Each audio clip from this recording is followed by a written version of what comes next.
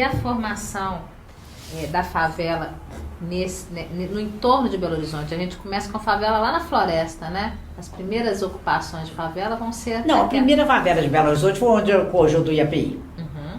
Ali teve uma favela, a Pedreira Paduló, por ele começou uma favela ali, que o Juscelino tirou e levou lá para a Vila do Mato da Lenha, que hoje é o bairro Salgado Filho, para construir o conjunto do IAPI. Que também o conjunto do IAPI é uma realização genial, porque ele fez um contrato, a prefeitura fez um acordo com o IAPI, que era o Instituto de Aposentadoria e Pensão dos Industriais.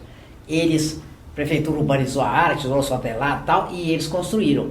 E para vender mais barato, para funcionar das duas coisas. E ela não tem elevador, e o pessoal não sobe mais que 3, né? Porque ou entra embaixo, vai até o terceiro andar, ou entra porque as passarelas em cima.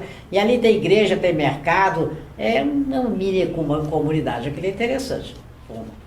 Agora, a favela é uma coisa mais ou menos mais recente, né? Tem umas pequeninas, mas é mais recente. Mais recente é quando? Eu acho que foi mais ou menos da década de 50 para cá. Antes disso não tinha, não. Então é um recente que já estamos aí com uns quase 70 anos, quase né? 70 anos. E elas estão predominantes, né? Então, mas isso aí o povo não tomando... Tem que ter, por exemplo, o Juiz de Fora, eles não deixam favelar, né? A prefeitura tem que cuidar daquela porção de moço que tem ali, o pessoal não faz favela. O Rio também deixou, o Rio quem foi? Foi o governo mesmo que deixou lá, favelou, que hoje é o grande problema do Rio de segurança e todas aquelas favelas, sabe? Planejamento, essa é uma discussão que a gente sempre tem com aluno, né? Principalmente. O Radamés, ele ainda está vivo, né? Tá dando aula. O Radamés sempre falava isso, planejamento não se faz com democração. Planejamento urbano é obra de ditadura. Porque não pode seguir o povo isso é o pior. Quando na escola, eu estudando fazendo urbanismo lá, nós fizemos um trabalho em Santa Luzia, e uma das coisas era vários grupos percorrer as casas lá perguntando. Tinha várias perguntas, mas entre elas tinha uma lá no fim de tudo, o que a pessoa achava que a cidade mais precisava. A cidade nesse tempo não tinha água potável, encanada. O pessoal tinha que buscar água na tal fonte dos camelos. Pois você sabe que ninguém indicou isso, indicava, uma fonte de Lipinalça, né? É um cinema bom, ou não sei o quê. O povo nunca sabe o que é. Esse negócio, eu sou contra esse tal de planejamento, orçamento participativo. Sou inteiramente contra. Sem o quadro de força que esses outros países estão mais rígidos, acabou, não pode. Inclusive, você vê a diferença. A Belo Horizonte, quando foi para a cidade, o governo pagou tudo, indenizou todo mundo que teve os terrenos cedidos para áreas públicas e tal. O Washington só pagou o que era coisa que era pública, não pagou não. Era para o palácio, era para isso aqui, pagou não, paguei bem público. Não tem dessas coisas não. Em Milão, eu assisti quando eu fiz curso lá, um sujeito que foi obrigado a seguir uma norma, que era só ele que estava nessa situação. Milão tem no centro da cidade, a Praça da Catedral, a Praça do Duomo, como eles chamam, ela tem a praça retangular, a igreja está aqui, no lado de cá tem uma galeria, vai ter um arco de triunfo, homenagem ao rei que unificou a Itália, Vitório Emanuel. Então, ela é uma parte coberta de vidro, tá mal, todo de vidro. Naquela época que estava em moda o aço, né? O aço estava coberto de vidro, ela cobre uma rua aqui e outra rua aqui. São duas ruas que se cruzam debaixo dessa galeria. Do lado de cá, ela vai dar na Praça da Scala. Agora, para cá, quem está aqui na Praça da Scala, olhando através do arco, vê mais adiante. Então, o sujeito adiante quis construir um prédio lá. E eles calcularam, esse prédio não podia ultrapassar a altura de modo que quem tivesse um ponto mais caro, visse ele sempre abaixo do arco da galeria. Porque se encostasse, ficava muito feio, né? Pois ele foi obrigado a seguir. Então, em geral, eles não têm normas rígidas, conforme o caso. O Hilton, a companhia do hotel Hilton, brigou 3 anos com a prefeitura de Roma, que ela queria fazer o hotel lá, como ela faz em todo lugar do mundo, é um arraial, né? Não fez, tem que fazer com 3 pavimentos, e ele fica no Monte Mário, que é um monte ao norte da cidade, mas que interferia na paisagem, não tem nada a ver com a zona antiga. Mas você olhando daqui, vê aquele mapa, esse negócio de dica é muito levado a sério lá. Aqui não, por exemplo, toma a Igreja Nacional do Ó, em Sabará, mas deixa o povo modificar as casas, de tudo moderno e tudo. Ou seja, não pode nem fotografar a igreja sem aparecer aquelas coisas. O entorno é muito levado em conta. Mas o povo tem mais consciência também, né? Aqui não tem, aqui ninguém... Educação, né? É, Nosso povo precisa educação. de muita Aqui educação. cada um quer tirar suas vantagens. É verdade. De modo que isso. O que a senhora acha que a gente pode fazer dessa paisagem? A nossa cidade é muito feia, né? As nossas cidades no mundo inteiro hoje são muito feias, né? Elas não têm uma paisagem que seja artística, né? Isso é mesmo, loteiam tudo, né? Tem, né? Eu acho que no mundo não, tem outras cidades que ainda são muito bonitas, né? Eu acho que eu tô na turma do como é que é? Dos princípios artísticos da cidade, é o Camilo City. Camilo City, eu tô na aquele turma do lindo, Camilo né? City. Nossas praças, eu encanto das praças medievais, como elas são bonitas. Pois é, lá existe tudo. Você tem, a praça tem uma praça em Roma, da Praça do Cinquecento, perto da estação, ela tem de um lado umas ruínas, sabe? Ruína de muralhas, que fazem redonda assim, outro redondo aqui. Resultado, do lado de cá os edifícios tiveram que contornar e completar aquilo. E eles fazem o Porto também, tem praça assim, com edifícios iguais. Não, nos outros países eu acho que isso é mais levado a sério.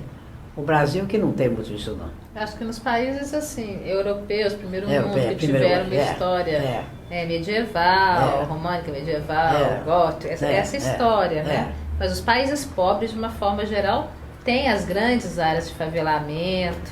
País pobre é outro caso, né? Isso aí já fica difícil, né? Somos nós mesmo, né? Não temos como escapulir, né? Mas a gente tem uma arquitetura muito feia, né? Nossa arquitetura é muito feia hoje, é um quadrado, né? É, tudo. Arquitetura hoje não tem. E não deixa, e não conserva o antigo. Você vê essas casas. Eu até trouxe aqui para vocês verem também, não falei, ó. Isso aqui são os tipos das casas da comissão construtora que eles projetaram para o bairro dos funcionários, né? Onde vieram, que chama dos funcionários, também não é oficial, mas porque vieram os funcionários removidos de Ouro Preto. Então era esse tipo, A, B, C, D, E e F. Elas eram melhorando à medida o status do funcionário. E sendo que aqueles do mais alto escalão tinham casa na Avenida João Pinheiro, que era da Liberdade, hoje é o João Pinheiro. Uma é onde é o Arquivo Povo Mineiro, outra era o Grupo Afonso Pena, parece que tem outra do outro lado também, porque o resto, mas dizem que hoje não se encontra nem 10 dessas casas mais. Tem uns essa aqui é na rua Paraíba, né? Perto da Escola de Arquitetura. É justamente aquele lugar aí que é Paraíba, Ceará, não tem mais. Essa aqui é hoje em dia. Hoje, ali na Pernambuco, né? Essa aqui eu não conheço nem essa. A Escola de Arquitetura mesmo funcionou numa dessas aqui na Avenida Carandaí, mas não sabem o número. Era mais ou menos... Não existe mais. Não existe mais. Porque ela funcionou em vários lugares, né? É um país que não tem história mesmo, não tem história. Tem todo... coisas lindas que eles vão demolir. Eu me lembro quando eu era mais moça, eu estava na rua Piauí, tinha uma amiga que morava lá. A Piauí tinha uma casa morisca lindíssima. Ela tá lá. Não? Tem uma lá ainda. Não, tem uma que está até tombada, mas não é aquela, era outra, mais alta. Aquela está tombada até. Mas muita coisa eles demoliram, né? O que a senhora preparou aqui mais pra gente? Não, eu queria falar isso como é que era, a área ortogonal e as sessões. Foi só isso. O sindicato cívico do plano. E a evolução? A evolução foi muito lenta nos primeiros anos, né? Não havia muito dinheiro, os prefeitos não tinham muita autonomia e foram mais ou menos aquela rotina. Quem tirou o Belo Horizonte da rotina foi o Juscelino. Mas foi pós-guerra também, ou foi entre guerras? Não, já foi 40. 40 é entre guerra, uai. Nós estamos no meio de uma guerra em 40, né? Pois é, ele tomou posse em abril de 40. Ele teve a seu favor 3 coisas. Uma, que realmente ele era uma pessoa de visão, de gênio. Outra, que ele não tinha uma Câmara de Vereadores. E haja vista que os 3 maiores administrações municipais que o Brasil conheceu, o Prestes Maia, São Paulo, o Pereira Passos no Rio, o Juscelino e Belo Horizonte, nenhum tinha Câmara de Vereador para atrapalhar. E o Prestes Maia, quando voltou da segunda vez, que já tinha Câmara, já não pode fazer a mesma coisa. O Tarcísio mesmo aqui, da primeira administração, foi ótimo. A segunda, Câmara só atrapalha. Então ele não tinha Câmara, ele ficou muito tempo, que ele ficou quase 5 anos, e era uma pessoa meio de nada. Então ele tirou Belo Horizonte de dentro desse circo da Avenida do Contorno. Porque não tinha nada dentro, a própria Amazonas não chegava até a Contorno. Aí ele prolongou primeiro até lá, depois aí o governo do estado fez a cidade industrial, prolongou, ele prolongou a avenida, que hoje chama Antônio Carlos, chamava Pampulha. Aliás, ela chamava Pedro I. Ela estava aberta até a Rua Formiga, porque a Pedro I e a Pedro II iam sair mais ou menos da mesma hora. Mas eu acho que ele não gostava de Pedro I, ou o que você quer, ele chamou a avenida de Pampulha, ele levou até a Pampulha, né? E fez uma coisa inédita, ele desapropriou uma faixa para 125 metros de largura. O pessoal todo chamando de louco, ele falava, o futuro de Belo Horizonte está do lado da Pampulha. Fez com 50, mas ficaram as duas faixas de lado para alargamento. Mas depois passou o tempo, ninguém fez, o pessoal retomou a aposta. E prolongou essa coisa, prolongou a Afonso Pena. Ele tinha essas radiais lá, a Pedro II também estava aberta, só acho que até perto ali do cemitério. Ele continuou essas avenidas, então ele criou essas radiais que liberaram. E ele investiu em quase todas as áreas. Por exemplo, toda a legislação da prefeitura, até bem pouco tempo, era que ele fez. O Estatuto dos Funcionários era o dele, tem uns poucos anos que foi modificado. O Código de Obras, que estava em vigor até de 40, né? Além de 40, Código de Águas, que naquele tempo águas contra a prefeitura. Ele fez o Hospital de Lomberes, ele construiu o Cemitério da Saudade, tirou as grades do parque, levou para lá. Quer dizer, todas as áreas ele então, criou o museu, quer dizer, a área cultural, a área de ensino, a área de saúde, que nem naquele tempo era obrigação da prefeitura. O Juscelino foi genial. Agora, outro prefeito que depois dele eu considero os dois maiores, esse não foi, muita gente não sabe, não dá valor, porque ele foi o planejador. Juscelino foi o que fez, o executante, mas o Janete foi o planejador. O Janete chamou, tomou posse, pegou os dinheiros da prefeitura, prendeu-os lá naquela torre do relógio. Vocês têm não sei quanto tempo para fazer um plano diretor para mim. E esse plano, ele projetou coisas que 17 anos depois, o prefeito ainda estava executando coisas que constavam do plano dele. Além de duplicou o abastecimento da água, fez muita coisa para o parque, o Janete foi extraordinário também. Janete em que década? Américo René Janete. Janete em que década? Foi de 51, mas ele morreu antes de acabar, assim, seria 55, 54 ele morreu.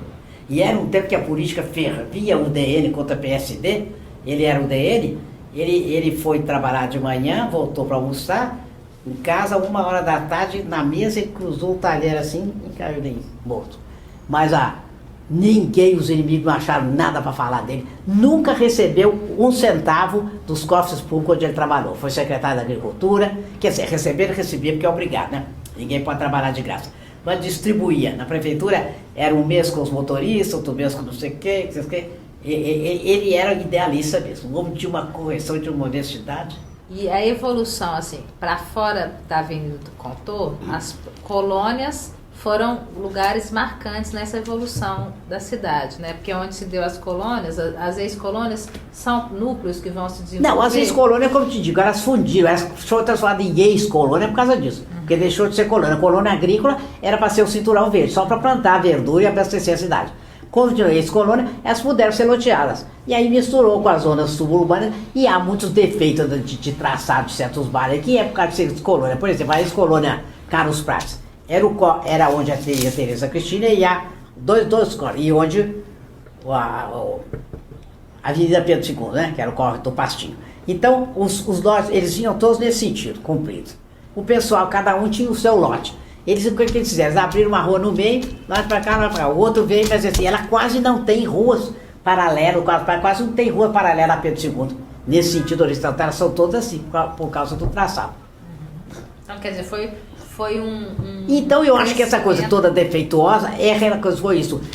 Foi uma pena, ninguém pensou, mas não deviam ter deixado começar a ocupar a zona suburbana e nem essa colônia, enquanto não fazia, ou então mudar, fazer um novo plano. Mas foram adaptando aquele plano que existia com aquelas ruas estreitas. Faltou força a prefeitura acho que deixou ficar. Aliás, até pouco tempo, eu quando entrei ainda era assim, o sujeito loteava, dava o nome que ele queria. Você tinha um lote aqui, dividia aqui o pedaço, fazia uma rua aqui, esse pedaço aqui era seu, você dava o nome, vila não sei de quê. Vinha o outro, fazia o outro, vila, eu cheguei a achar quarteirão pertencente a 4 bairros, vê se é possível. Eu acabei com isso, eu fiz um plano, separado um tamanho por avenida e fui cortando nomes e aproveitando, por exemplo, no Barreiro já um chamava, dei até para sua aluna esse negócio, Vila Cláudia, maravilhoso, São Joaquim, não sei o que lá, uns 8 ou 10. Eu juntei tudo e chamei o bairro Araguaia. Aí restabelecemos no nosso reino. Outro no Cuia, e por assim, como o Mantiqueira. O Mantiqueira chamava Nova América, mas já tinha outra América, não vou repetir. Eu restabeleci o nome lá. Eu fui consertando e deixei mais ou menos essa orientação lá. Porque era demais. A Prodabel, que foi quando foi fazer o cadastro, ela achou 6.000 bairros. Era um absurdo em Belo Horizonte. E o povo ainda fala que tem, mas não tem. O povo que chama Carmo Sion, eles nem sabem o que é Carmo Sion, então fica Carmo Sion, São Pedro, mas não tem. O bairro em si é maior, mas eles ficam dividindo. Agora, muita gente pergunta, nós tivemos um prefeito, um secretário de obra, que era até irmão da Júlia Marisa, foi vereadora, ele queria acabar com esse negócio de nós suburbanos, minha seção suburbana, não, vamos juntar, mas não. Aí eu demonstrei para ele que não pode, e não pode por isso. Porque olha aqui, ó. Cada zona urbana tinha, como é, os quarteirões.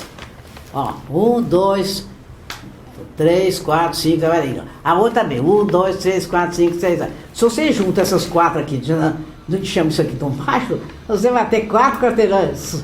1, 2, 3, como é que faz esse negócio? Não tem jeito. Então, mesmo quando às vezes tem um nome só para o povo chamar, ele fica no nome, como Savassi, não sei o quê, porque é impossível, tem que continuar. Zona urbana, zona suburbana. Isso é uma coisa interessante saber sobre Belo Horizonte, que eu acho ela muito diferente. Eu sempre, quando eu chefiava lá, de 2, 6 anos, eu punha uma plantação urbana, explicava ao pessoal para eles entenderem o que é lote primitivo, o que é lote colonial. Isso para os cartórios tem muita importância. De vez em quando eles ficam apertados. Até hoje. O que é o lote colonial? Lote colonial é o lote da ex-colônia. Ah, tá. É que eles não tinham roupa. Primitivo é o lote da zona urbana. Não, primitivo é o lote da zona suburbana. E os outros são lotes coloniais. E às vezes tem um quarteirão desse que é de pedaço, um outro pedaço é do primitivo. Isso para cartório às vezes dá uma confusão. Ó, eu tenho 24 anos de aposentado, até hoje me telefone às vezes para resolver alguma coisa. E gente que me procura, porque é complicado essas coisas. Como é que é essa história do Mangabeiras? Ele foi aprovado clandestino.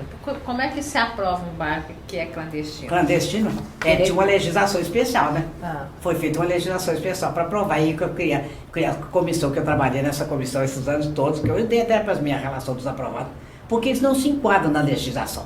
Ali foi o Estado que fez. Mas as porcentagens, as rampas, quem sabe que ele não pode ter ônibus. O ônibus só sobe a avenida Agulha Seca, nas coisas não tem. Porque senão... Tem ruas lá que se você subir de Volkswagen, você não vê mas ele é anterior à lei 6766, né? Mas é claro que existia outra lei que legislava naquele então. Né? Não, dizia o decreto 54 de 35, que regula o loteamento em Belo Horizonte. O clandestino surgiu justamente por isso. Porque o decreto 54 de 35, que eu estou trazendo, ele exige que o loteador calce as ruas, asfalte, e faça todo o serviço. E eles não queriam fazer isso, eles obtinham autorização para fazer esse serviço. Vendiam os lotes, o cartório registrava, e aí depois eles largavam. Aí a prefeitura não fazia porque não era aprovado. E eles também não faziam porque não interessava, já vendiam. A lei 6766 é uma grande coisa, eu sempre falei, tem que haver proibição. Hoje o cartório não pode registrar, a prefeitura não pode cobrar imposto, com esse lado desmembrado. Então, tá entendimento. Mas Venda Nova era toda clandestina, o Barreiro era todo clandestino. E eu que preveio que esse negócio, olha, tem que tolerar o que tinha, né?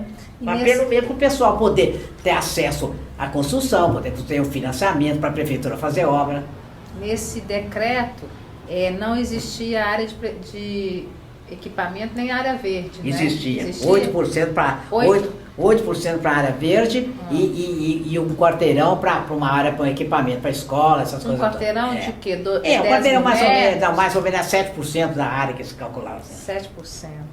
Então, mais ou menos o que acabou ficando na 6766, porque a 6766 dá 15, né? Pois é. Ela dá 15 Existia, só que a prefeitura nem sempre exigia isso, ou ela pegava o negócio para a escola e doava para uma igreja, não sei o quê, ou favelava, ou alguém ocupava, mas existia. E até esse decreto foi feito por isso, porque como o terreno ficou caro aqui dentro da zona urbana, o pessoal começou a subir, começaram a ver esse mundo de subdivisão desse terreno da zona suburbana, e esses loteamentos menores.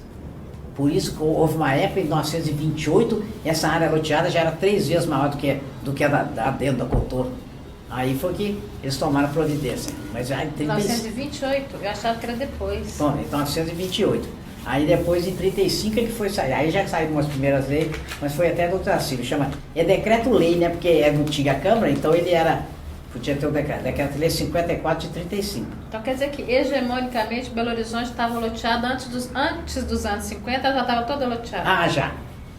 Tudo já loteado. Então a confusão também se dá um pouco por aí, né? É. Porque está tudo loteado sem ter a Não tem. ocupação. Quase não tem mais área quase nenhuma. Agora não tem mais, né? Mas em 50 já estava tudo fora. Porque hoje os alunos perguntam assim, professora, como é que pode ter essa rua aqui, se essa rua é tão íngreme, que a legislação não permite? Porque está tudo antes dessa época. Foi né? tudo antes, e eles foram fazendo de qualquer jeito, né? Queria perguntar o que influenciou a senhora no trabalho ao longo da vida? Assim, que bibliografia, que leituras, quem que a senhora acha que é importante para um estudante que quer estudar a história do urbanismo, da arquitetura, lerem? O que a senhora acha? Tem vários livros, mas aí não sei, mais os estrangeiros, né? Mas pode falar os tem estrangeiros. aquele, por exemplo, tem o Luigi Dodge, Elementos de Urbanística, até eu adotei ele aqui quer dizer, eu segui muita norma dele nas minhas aulas. Aqueles do Mumford também são interessantes. Mas é que cada caso é um caso, né? Isso tem que... A senhora trabalhou no muito... Brasil, os urbanistas surgiram depois. Quem começou a mexer com o urbanismo, forçou o urbanismo no Brasil, foram os engenheiros sanitaristas. Que eles viram que para fazer uma cidade saudável, precisava que o traçado fosse, sobretudo esse negócio de curso d'água, né? Essas avenidas sanitárias. Tanto que os grandes urbanistas do Brasil foram sanitaristas. O Saturnino de Brito é um deles, os que projetou Santos. Santos, por exemplo, ele jogou aqueles cursos d'água, todas naquelas avenidas que vão dar no mar, e é uma cidade abaixo do nível do mar, porque Santos está abaixo do nível médio do mar. E não tem inundação, por causa desse plano dele. E aqui aí, em Minas, o Dinho Continentino foi um pioneiro, que eu formei em engenharia civil. E lá fui convidado para ser assistente dele. Agora, depois que eu tinha dado aula, eu fiz o doutorado na Itália, em urbanismo, do Instituto Politécnico de Milão, planejamento urbano.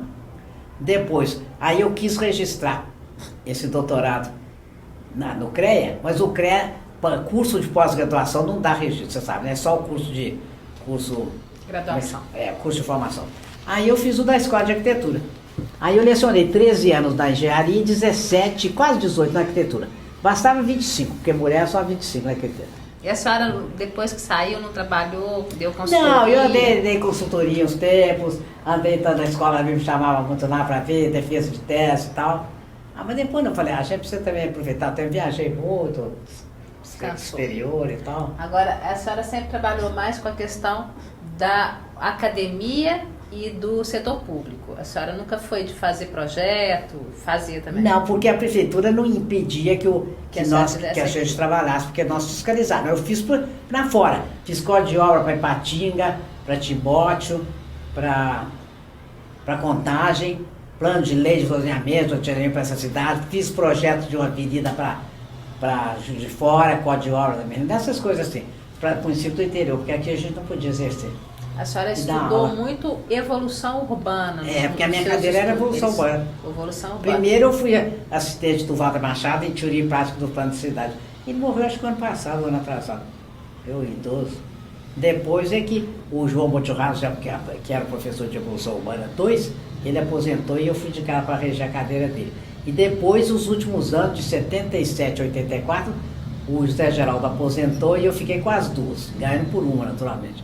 E eu falava assim com os professores, com o pessoal, vocês precisam arranjar algum aluno para acompanhar comigo, porque não é de uma hora para outra que se forma um professor de evolução urbana.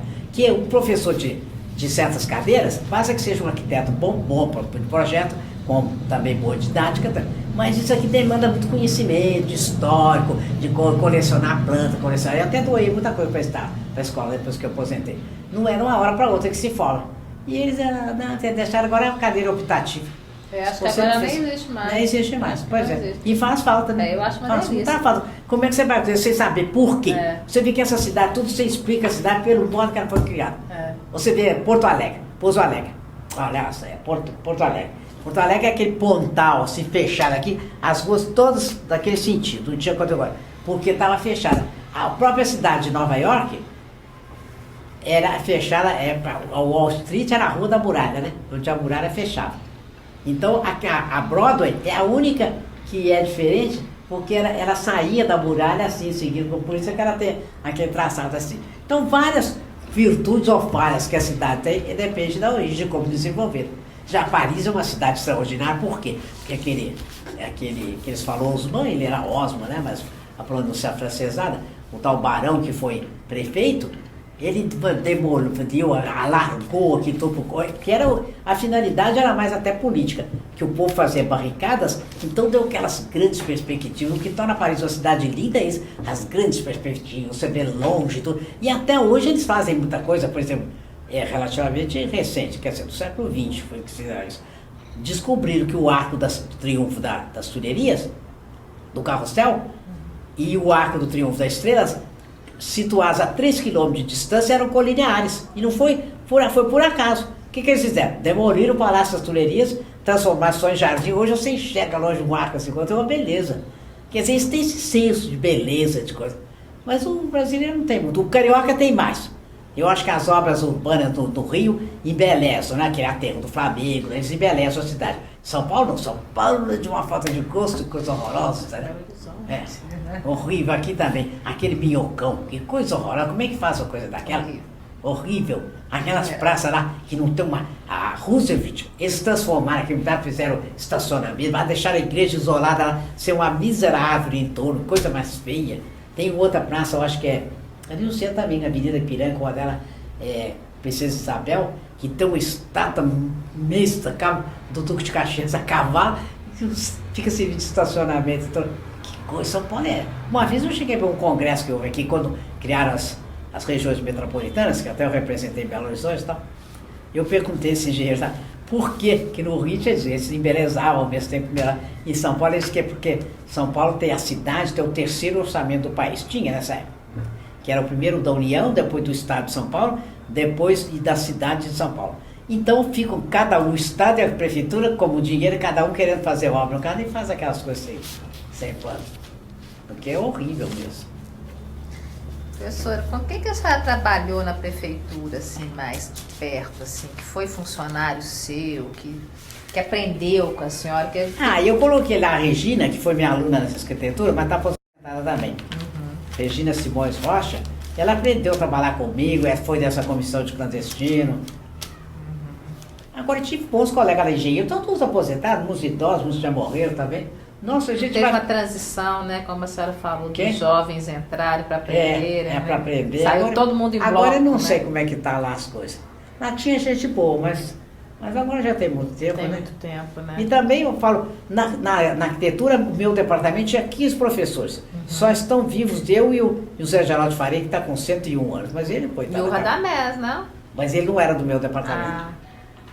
Na engenharia que a senhora Não, na arquitetura. O departamento, o Radamés não era do meu departamento, ele era de outro. Não era do urbanismo, não? Nós fizemos em 76, foi até iniciativa minha. Eu falei com o Zé Geraldo, que era o chefe do departamento. Tinha havido eleição, se não me engano foi em 74. Tinha havido eleição para prefeito, vereador, essas coisas. Falei, vamos fazer um curso para essa gente? Então nós fizemos um curso, a eleição foi em dezembro, eles assumiram o princípio do ano, fizemos um curso, foi em julho, nas férias. Conseguimos trazer 50 e tantas pessoas aqui, vereadores, funcionários de prefeitura, prefeitos, sem dar um centavo para eles. Ficaram hospedados aqui uma semana por conta deles, comendo por conta deles, e fizemos palestras todos os cada um do departamento da escola sobre vários assuntos de legislação, de área verde, de zoneamento e tal. Foi muito bom. Falei, uma iniciativa muito boa. Até quando a escola fez 80 anos, em 2010, eu fui, me pediram para ir lá, eu fui homenageado até com uma placa, e me pediram para falar alguma coisa. No meu tempo, eu fui, lembrei isso, que foi acho interessante, porque a universidade se abrindo para a comunidade, né? Que isso é muito importante, né? Ficar fechado, só fazer, abrir para todos. De capacitação. Um curso, para eles entenderem, porque eles não sabem nada. Sabem nada até hoje, né? Esse é que é o problema. Eu acho que há muita coisa que devia constar, e até se fosse até extraoficialmente, e vai aparecer na televisão para o povo aprender a viver. Por exemplo, muitas dessas coisas que eu faço erradas, porque eles não conhecem lei, né? Então compra qualquer coisa que não pode ser aprovada e tal. Se saísse, não compre sem consultar a prefeitura, sem consultar o cartório, não sei o quê, depois você vai ter problemas.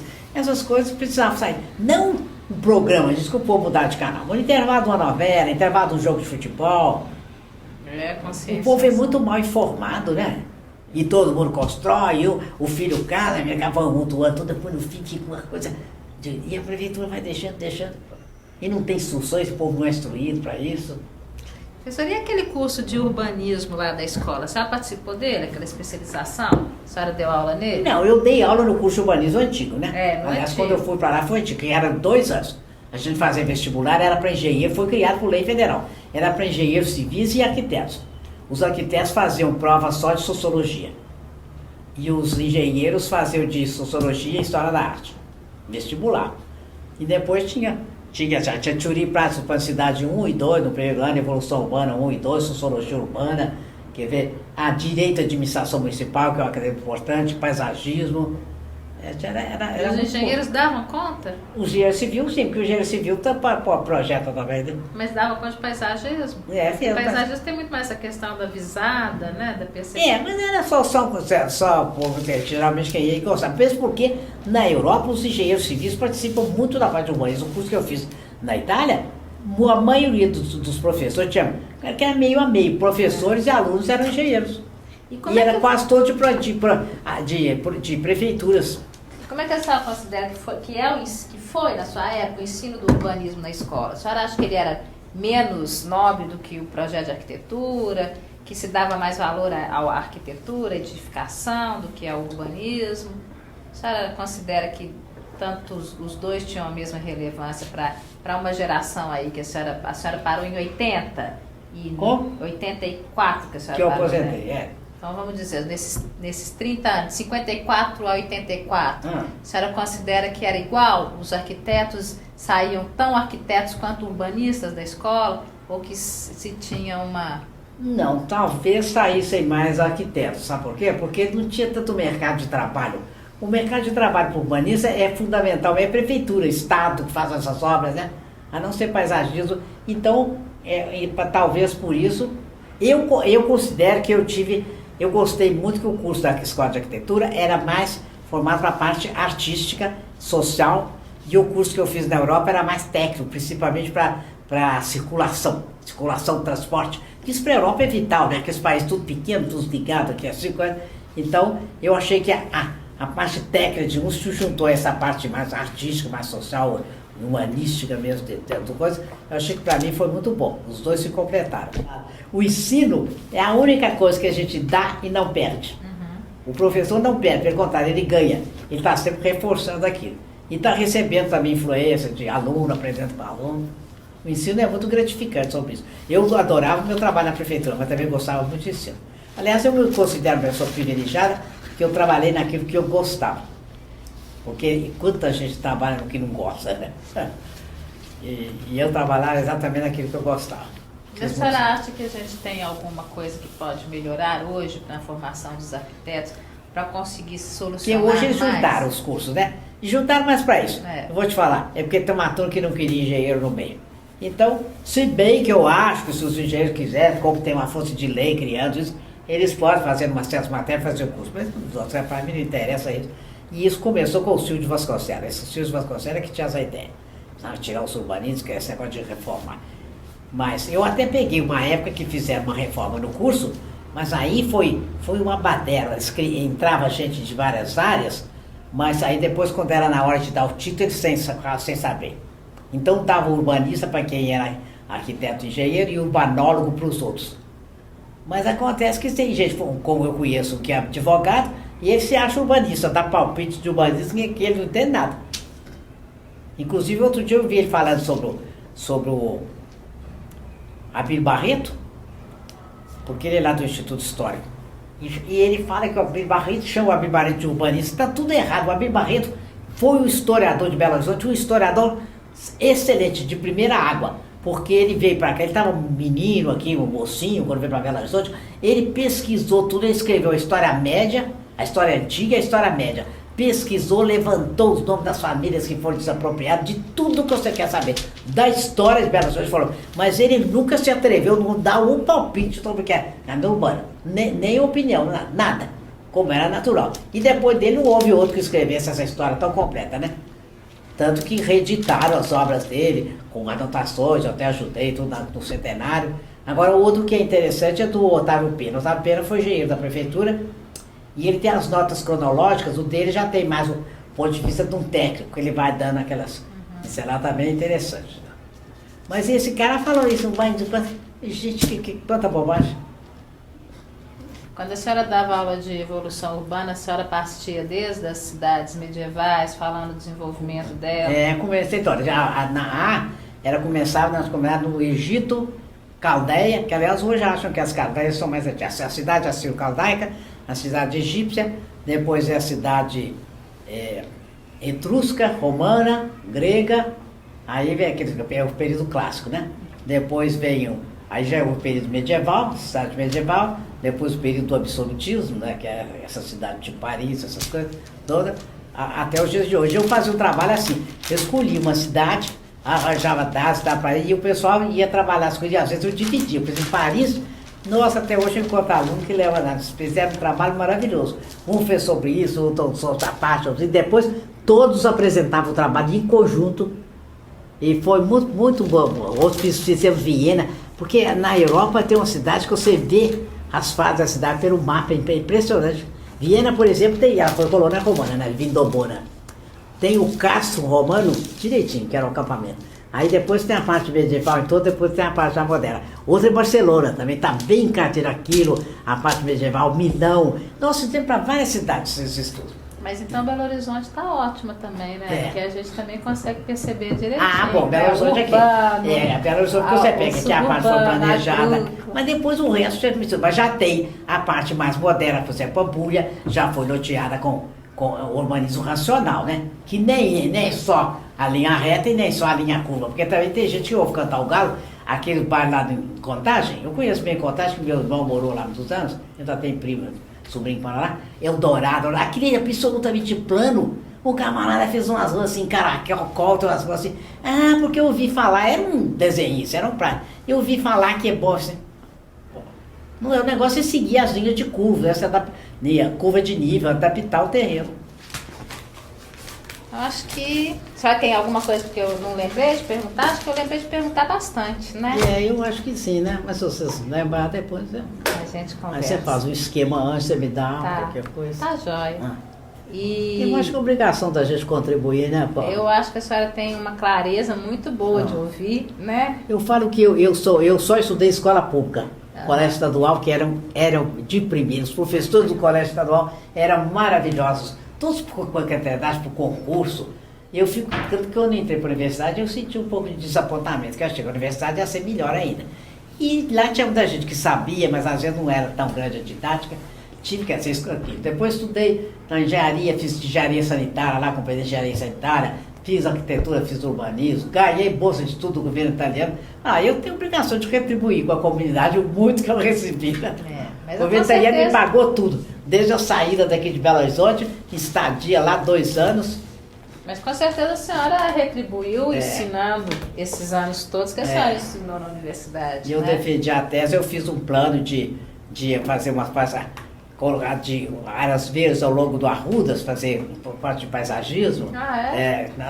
Pena que ficou lá. Ficou? Ficou. Podia dar de presente pro governo. Não, eles não deixam a gente trazer, faz parte da biblioteca lá. Então. O que a senhora acha do Boulevard Arrudas? Eu não gosto do nome. Primeiro que eu não gosto desse negócio. Que bobagem de Boulevard? Avenida Arrudas. Pra que isso? Não tem nada a ver com o Boulevard, que o Boulevard se caracteriza primeiro por ter mais de umas filas de árvore, né? Aquilo eram as antigas muralhas de Paris que eles demoliram e fizeram. Então eles são muito largos, primeira coisa. E tem muitas árvores, não é a mesma coisa. Esse negócio de chamar Alameda, na Pampulha tem umas ruas que chamam Alameda. Alameda é outra coisa, não é a mesma qualquer rua.